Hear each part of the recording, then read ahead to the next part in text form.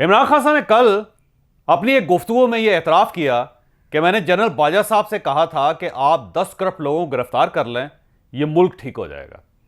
लेकिन जनरल बाजवा साहब एहतसाब में इंटरेस्टेड नहीं थे और इनका यह कहना था कि आप इकानमी पर तवज्जो दें, पाकिस्तान को एक मजबूत इकानमी की ज़रूरत है, एहतसाब को आप सरदस्त भूल जाएं। तो इसके बाद इमरान खान साहब का यह नैरेटिव था कि अगर मैं एहतसाब नहीं कर सका, अगर मैं करप्ट लोगों से पैसे नहीं निकलवा सका, तो उसके जिम्मेदार मैं नहीं हूं, जनरल बाजवा साहब हैं। क्योंकि जनरल बाजवा साहब इस सारे सिस्टम को चला रहे थे, वही मियां नवाज शरीफ को बाहर भिजवा रहे थे, वही मरियम नवाज साहबा के केस देख रहे थे, वही मियां शहबाज शरीफ, वही शाहिद खाकान अब्बासी, वही एहसन इकबाल, इन सब के केसेस को वही देख रहे थे। लिहाजा अगर वो चाहते तो पाकिस्तान आज एक मुख्तलिफ मुल्क होता। तो इमरान खान साहब ने एक नैरेटिव देने की कोशिश की। अब मैं चाहता हूं कि वो वाकया जो एक्चुअल वाकया है वो आपके सामने रखूं और उससे शायद कोई आप बहुत अच्छा तजिया ड्राइव कर सकें। वह ये था कि इमरान खान साहब ने उस वक्त DGFIA बशीर मेमन को बुलवा के कहा था कि नैब क्योंकि काम नहीं कर पा रही, ये केसेस को मंतकी नतीजे तक नहीं पहुंचा पा रही, तो अब मैं आपको ये टास्क देता हूं कि आप इन करप्ट लोगों के केसेस बनाएं और उन्हें किसी नतीजे तक पहुंचाएं। बशीर मेमन साहब ने कहा था, सर मेरे पास तो इतनी डोमेन नहीं है, ना इतनी फोर्स है, ना कोई इतनी एक्सपर्टीज़ है, तो मेरा ख्याल ये है कि नैब के केसेस हैं, आप इन्हें नैब के ज़रिए ही किसी न किसी नतीजे तक पहुंचाएं। तो इमरान खान साहब ने उन्हें फिर 2 नाम दिए थे, ख्वाजा आसिफ साहब थे और दूसरा मरियम नवाज साहबा थी। उन्होंने कहा था कि कम से कम इन दोनों के केसेस आप ज़रूर बनाओ, जिस पर ज़ाहिर बशीर मेमन साहब तैयार नहीं हुए और इसके बाद उन्हें यहाँ से हटा दिया गया था और वो सारी स्टोरी अब पूरी कौम के सामने है। या मैं आपको ये बताता चलूँ कि अभी इमरान खान साहब ये कह रहे हैं कि 10 लोगों का इन्होंने कहा था कि 10 करप्ट लोगों को गिरफ्तार कर लें, लेकिन जो एक्चुअल कन्वर्सेशन थी उसमें इमरान खान साहब का ये नुक्ता था कि अगर फौज 20 करप्ट लोगों को गिरफ्तार कर ले तो पाकिस्तान ठीक हो सकता है। और ये सुन के जनरल बाजवा साहब ने इनसे कहा था कि सर हमारे पास तो कोई ऐसा इख्तियार नहीं है कि हम किसी शख्स को गिरफ्तार करके उससे पैसे निकलवा सकें। तो इमरान खान साहब ने कहा था कि देखें, जनरल परवेज़ मुशर्रफ साहब ने भी तो किया था। तो इस पर जनरल बाजवा साहब का ये कहना था, सर जनरल परवेज़ मुशर्रफ साहब डिक्टेटर थे, उनके पास अनलिमिटेड पावर्स थे, उस वक्त पाकिस्तान में डेमोक्रेसी नहीं थी। लेकिन आप एक डेमोक्रेटिक प्राइम मिनिस्टर हैं, इस वक्त कौमी असम्बली चल रही है, आपकी कैबिनेट है, तो इस वक्त फ़ौज कैसे इंटरवेंशन कर सकती है, फ़ौज कैसे लोगों को गिरफ्तार कर सकती है। तो उस पर इमरान खान साहब ने कहा, देखें जिस तरह लोगों को उठवा के गायब कर दिया जाता है, आप इनको उठाएं और गायब कर दें। तो जनरल बाजवा साहब ने कहा कि सर मैं ये कैसे कर सकता हूँ, मेरे पास कोई इख्तियार नहीं है और ना ही को मैं इस किस्म का काम करने के लिए तैयार हूँ। तो इस पर इमरान खान साहब ने कहा था, देखें इससे पाकिस्तान और गवर्नमेंट दोनों का बहुत फ़ायदा हो सकता है।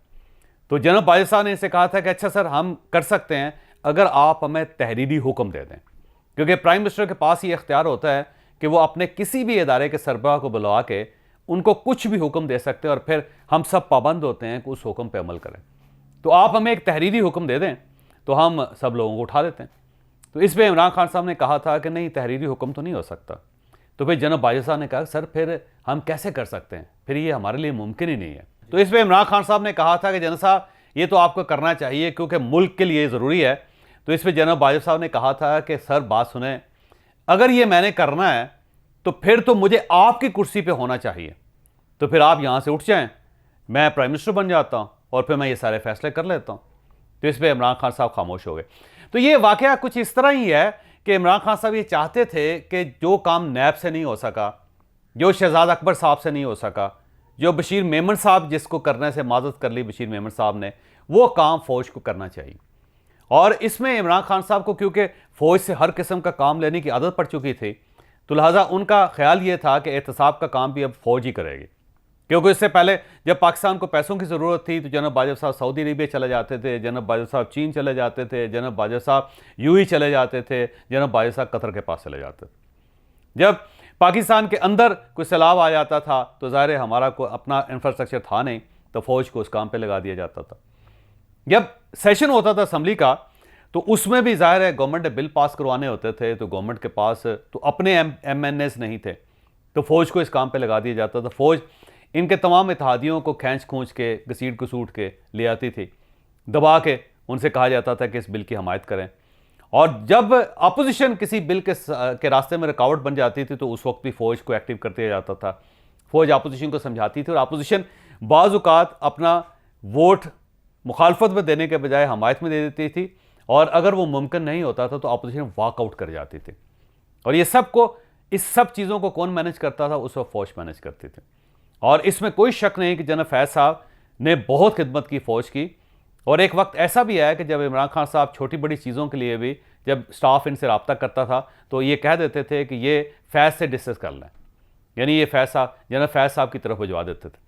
और एक बड़ी दिलचस्प बात मैं आपको यहाँ भी बताता चलूँ कि एक बार इमरान खान साहब ने FBI के चेयरमैन जावेद गनी साहब, ये 2020 की बात है, जावेद गनी साहब उस वक्त चेयरमैन थे FBI के, उन्हें बुलाकर कहा कि मैं मुल्क की मैशत को बेहतर करना चाहता हूँ, तो इसके लिए मुझे बाकायदा एक ब्रीफिंग दी जाए। तो जावेद गनी साहब जो उस वक्त चेयरमैन थे FBI के, वो एक बड़ी ज़बरदस्त किस्म की ब्रीफिंग तैयार करके इमरान खान साहब के पास आए। तो जब इमरान खान साहब के पास पहुंचे तो प्राइम मिनिस्टर ने उनसे कहा कि आप ये ब्रीफिंग मुझे देने के बजाय आप जनरल फैज़ साहब के पास चले जाएं और उन्हें ये ब्रीफिंग दें। तो जावेद गनी साहब ने उनसे रब्ता किया, तो जनरल फैज़ साहब ने उन्हें बुलवा लिया। और उसके बाद जब FBI के चेयरमैन ने उन्हें ये ब्रीफिंग दी तो ये फैसला हो गया कि अब FBI के चेयरमैन हर हफ्ते जनरल फैज़ साहब को इकॉनमी पे ब्रीफिंग देंगे। तो FBI का सारा अमला उसके बाद जनरल फैज़ साहब के पास जाता था। तो इस तरह उस वक्त ये सारा सिस्टम, सारा सेटअप चल रहा था। तो इमरान खान साहब को आदत थी कि हर छोटे बड़े काम को फौज की तरफ रेफर कर दिया जाए। बल्कि शायद आपको याद होगा कि जब इन्होंने एतमाद का वोट लेने का फैसला कर लिया था, इमरान खान साहब ने ऐलान कर दिया था मार्च 2021 में, तो उस वक्त भी इनके लिए जो वोट्स का बंदोबस्त करना फौज की जिम्मेदारी हो गए थे। और फौज ने दिन रात एक करके 72 घंटे जाग के इनके लिए 176 लोग पूरे किए थे। और फिर जाके इमरान खान साहब की वजारत उज़्मा बची थी, नहीं तो इमरान खान साहब ने उस दिन अपने आप को तकरीबन बर्बाद कर लिया था। तो इनको क्योंकि हर काम में फौज की आदत पड़ चुकी थी, लिहाजा जब नैब काम नहीं कर सकी, शहजाद अकबर साहब काम नहीं कर सके, तो फिर इमरान खान साहब ने सोचा कि ये काम भी हम फौज ही से करवा लेते हैं। लिहाजा ये जिम्मेदारी फौज को सौंपने की कोशिश की गई और उसके बाद जो कुछ हुआ वो आपके सामने। लिहाजा मैं ये चाह रहा था कि ये वाकया जो एक्चुअल फॉर्म में जिस तरह हुआ था वो आपके सामने रखूं कि हो सकता है इससे आप कोई बेहतर तजिया ड्राइव कर सकें।